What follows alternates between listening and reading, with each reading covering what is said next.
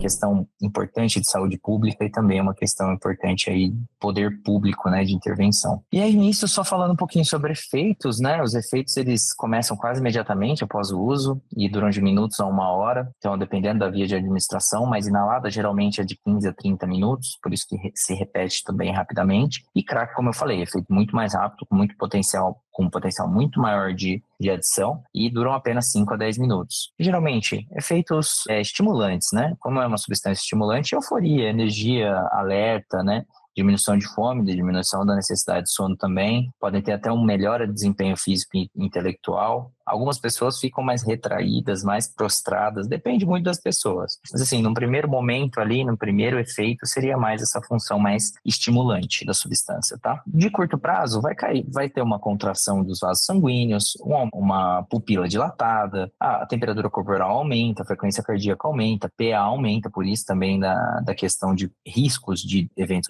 cerebrovasculares. Grandes doses podem gerar um comportamento às vezes agressivo, ansioso, paranoide, podem ter tremores. E aí aqui, pode gerar infarto, pode gerar cefaleia, convulsão, AVC, coma, dores abdominais e até morte súbita, né? E o risco da combinação com álcool pode potencializar os riscos cardíacos, que a gente sabe que é muito comum, né? Muitas pessoas começam o uso do álcool e depois vão para a cocaína, e também o uso da cocaína com opioides. Isso aumenta seriamente o risco de overdose pelo efeito sedativo dos opioides, né? Então, assim, quando a cocaína deixa de fazer seu efeito estimulante, o opioide teria uma ação potencializada na depressão do sistema respiratório, uma depressão respiratória importante, podendo gerar uma sedação muito grande. E cada substância e características mais específicas de cada. Aqui a gente tem a cannabis, popular maconha, da cannabis sativa, né? A gente tem a planta aqui, toda a estrutura dela e a parte mais biológica, assim, né, falando. E aqui a planta da forma que ela é encontrada também, né, a produção de flores. E aqui a gente tem a cannabis sativa, a planta cujas partes secas tem folhas, flor, caule, semente. Principalmente, né, além de vários terpenos, vários flavonoides, a gente tem o THC, que é o componente psicoativo, responsável por esse efeito de alteração de humor, pensamentos, percepções. E o CBD, que não é intoxicante, utilizado em vários produtos de bem-estar, assim falando, né, então é efeito mais analgésico, né, mais relaxante. E o hemp também, né, tem baixo nível de THC também, é uma variedade, pode ser utilizado para óleos comestíveis, fibras têxteis, né, utilizado, que é o cânhamo, né, que era utilizado já na antiguidade também para produção de parte de tecido. E as formas mais comuns, né, principalmente fumada, né, em baseados, cachimbos, bongs ou vaporizado também. Então, hoje em dia tem mais uma utilização um pouco maior aí dos vaporizadores, né? E podem ser feitos diversos produtos da cannabis, né? Como óleos, comestíveis, né? Tinturas, cremes, né? Produtos para pele com concentração de THC ou de CBD também, dependendo da proposta. Então, assim, principalmente comestível, né? Que hoje em dia, com legalização de produtos nos outros países acabam aparecendo mais, né? Balas, bolos, bebidas. Então, esses efeitos, como passam pelo sistema digestório, demora mais para aparecer, mas pode potencializar o efeito, que muitas vezes a pessoa aumenta esse consumo para potencializar os efeitos, porque esse efeito demora um pouco mais para vir. Antigamente, né, era utilizado em culturas antigas, né, como forma medicinal, fins espirituais também, né, a produção do cânhamo, referência em textos antigos, né, como esse papiro de Ebers no Egito, né, em tradições chinesas. Então tem em coisas muito antigas desenhos da planta, né, o uso da planta para diversas outras funcionalidades. E aí no início do século XX, né, passou a ser proibido em diversos países, foram criminalizados, influenciados por questões políticas e sociais, né? Então, igual eu falei para vocês no começo da aula, dependia muito da forma com que essa droga foi introduzida na cultura. Então, a partir daí, não era interessante politicamente fazer a liberação desse uso, então começou a ser um pouco mais restrito. E aí, a partir dos anos 60, né, teve o Woodstock e foi adotada como símbolo de rebeldia, liberdade também entre esses movimentos juvenis, e principalmente na época da Guerra do Vietnã, né, que eles eram contra essa guerra, uma cultura de paz e amor. E atualmente, na cultura contemporânea, né, legalização, aceitação, descriminalização em diversas partes do mundo, utilização para fins recreativos e medicinais, e aí populariza-se, né, através da música, arte, mídia, e um papel importante assim, na cultura pop, né? Então,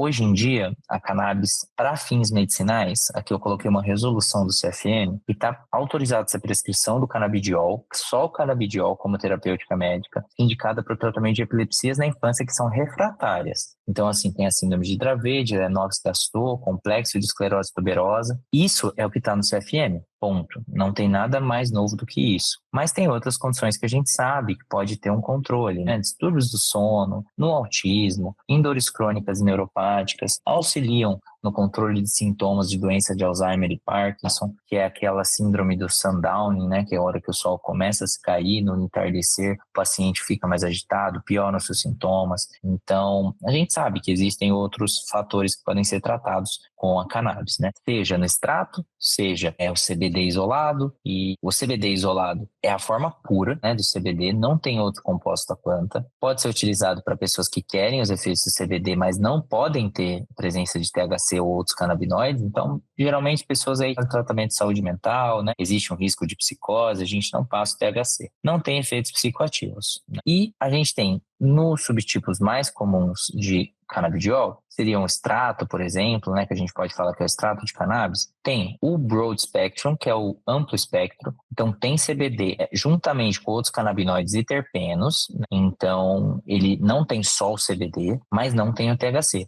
Então, assim, tem o efeito entourage, que é o efeito comitiva, eles são sinérgicos entre esses canabinoides e terpenos, então tem mais benefício terapêutico, mas não tem efeito psicoativo porque não tem THC. E aí tem o full spectrum, que é o espectro completo, e tem o CBD, tem os flavonoides, tem os terpenos e THC, mas geralmente THC em nível baixo, né? Menos de 0,3. Então tem uma maximização dos efeitos do efeito entourage, que é o efeito comitiva, ele tem todos os compostos. Pode ter algum efeito psicoativo? Até pode, mas muito pequeno também. Vai ser um efeito um pouquinho mais sedativo do que psicoativo. No uso da maconha, né, a gente tem alguns efeitos também em curto prazo, né? Sensação de euforia, relaxamento, alteração na percepção do tempo, pode ter um prejuízo de pensamento, memória. Às vezes o paciente pode ficar mais irritado e agitado, então pode gerar também uma bad trip aí de pessoas que nunca usaram ou usaram em doses maiores, ansiedade, medo, desconfiança, até alucinações, né? E efeitos físicos a gente sabe que aumenta o apetite, né? A gente utiliza até na redução de danos para pacientes que têm uso de cocaína, né? Aceleração de frequência cardíaca, ela pode aliviar náuseas e vômitos, principalmente em tratamentos como da quimioterapia. Então a gente sabe que tem efeitos também benéficos aí para a gente poder ajudar em tratamentos também que já estão sendo feitos em outras condições de saúde. E aqui, principalmente, a gente ter também, sabendo que, beleza, né? A gente está falando sobre benefícios, a gente está falando sobre legalização, a gente está falando sobre a aceitação do uso. Porém, é uma substância psicoativa, como qualquer outra. Então, a gente tem que relacionar com questões de saúde mental. Então, assim, a gente, falando sobre funções cognitivas, pode estar associada a problemas de memória, aprendizado, uma velocidade do processamento de informações, função motora, a linguagem. Existe um risco, sim, de psicose. Então, não quer dizer que a maconha causa esquizofrenia. Não é isso. Mas indivíduos que já têm uma predisposição genética para poder ter eventos psicóticos, ela pode acelerar ou tornar mais breve o aparecimento desses sintomas. Então, pode agravar também sintomas psicóticos em pessoas que já têm uma esquizofrenia. E aí, dessa forma, também falando de outros transtornos psicóticos. Mas ela também pode causar episódios psicóticos temporários. Então, assim, existe o transtorno psicótico induzido pela substância, pode ser induzido pela maconha. Então, isso pode acontecer somente naquele momento ou pode aumentar o risco de desenvolver transtornos psicóticos no futuro.